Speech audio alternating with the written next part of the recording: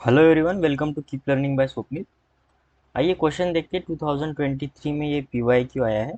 Question कह रहा है, देखो क्या है, given below are two statements. Statement one गिवन है हमें। स्टेटमेंट वन कह रहा है a truck and a car moves with the same kinetic energy are brought to rest by applying a brakes which provides equal retarding force both comes to rest in equal distance. ठीक है। So statement one को देखते सबसे पहले हम यहाँ पे one को देखेंगे कि एक ट्रक है मान लो। ठीक है, ये रहा। और एक कार है। ठीक है, कुछ ऐसे। ओके।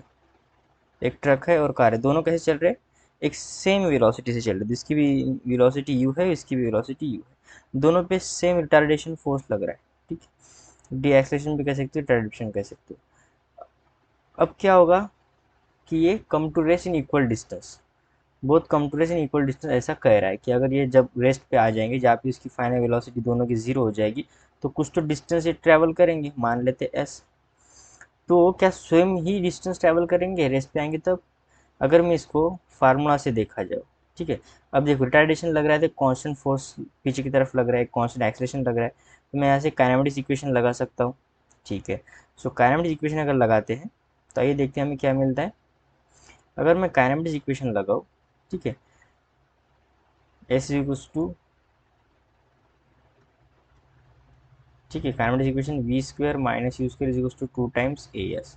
तो फाइनली तो जीरो है ना, होने वाला है। U square minus u square is to, retardation है इसलिए माइनस एक्सेलरेशन इनटू डिस्टेंस। तो माइनस से माइनस गया, जो डिस्टेंस आ जाएगा वो आ जाएगा u square upon two a. यहाँ पे देखने से हमें ये पता चल रहा है कि ना ही ये ट्रक या कार के मास पे प्रोपोर्शनल है डिस्टेंस। ठीक है। और ना ही किसी और टर्म के लिए। ठीक है।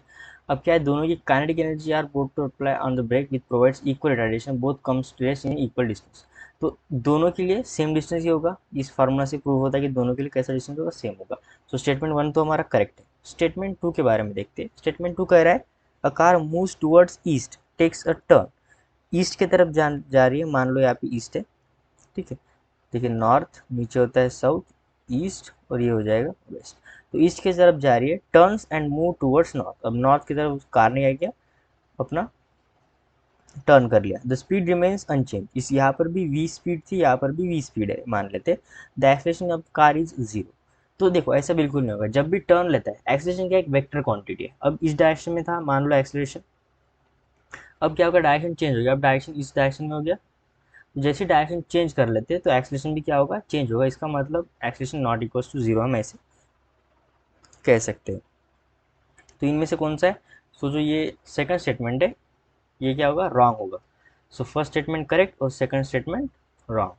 First statement correct and but second statement incorrect. So option A is the right answer. I hope आपको वीडियो सोल्यूशन अच्छा लगा होगा। वीडियो सोल्यूशन अच्छा लगा है तो चैनल को सब्सक्राइब कर दीजिए, वीडियो को लाइक कर दीजिए। मिलते हैं नेक्स्ट वीडियो सोल्यूशन में। कीप लर्निंग विद स्वप्निल के साथ।